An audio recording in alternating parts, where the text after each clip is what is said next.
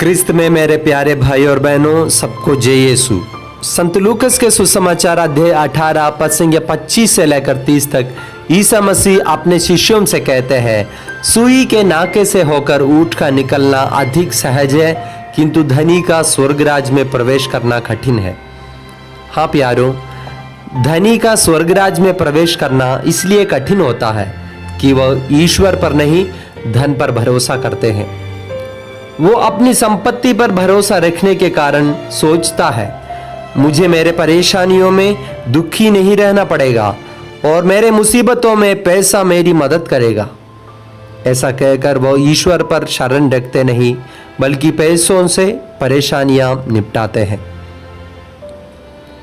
जहां गरीब खाना भी ईश्वर से मांगते हैं, तब अमीर अपनी मर्जी के अनुसार अपने लिए वस्तुएं इकट्ठा करता है।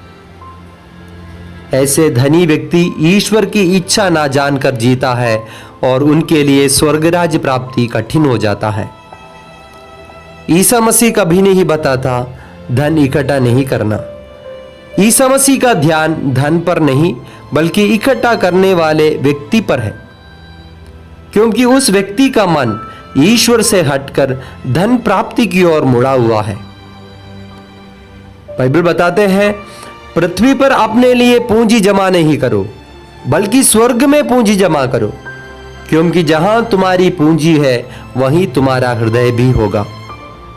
इसलिए विश्वासी जो स्वर्ग राज्य देखकर जीना चाहिए, वह कभी भी ईश्वर से अपना नजर हटाकर नश्वर चीजों पर मन लगाना नहीं चाहिए। विश्वासी जो ऐसा करता है, वो ईश्वर के राज्य के योगी नहीं होगा, वो ईश्वर के विरोधी भी ठहराया जाएगा। इसलिए ईसा मसीह धनी युवक से कहता है, तुम में एक बात की कमी है, अपना सब कुछ बेचकर गरीबों में बांट दो और स्वर्ग में तुम्हारे लिए पूंजी रखी रहेगी, तब आकर मेरा अनुसरण करो।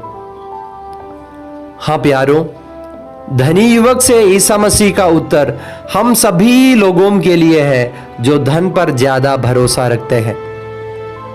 और ईसा मसीह के अनुसार धनी व्यक्ति अपना धन बांटने से, दूसरों को दान देने से ईश्वर पर भरोसा रखने के लिए सीख सकते हैं।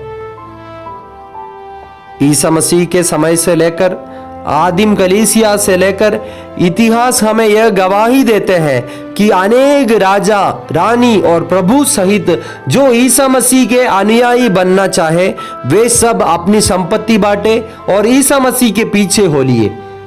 इस जमाने में आज से लेकर यह हमारा पारी है। हम अपनी संपत्ति बांटना कब शुरू करेंगे? आमीन। सबको जय यीशु।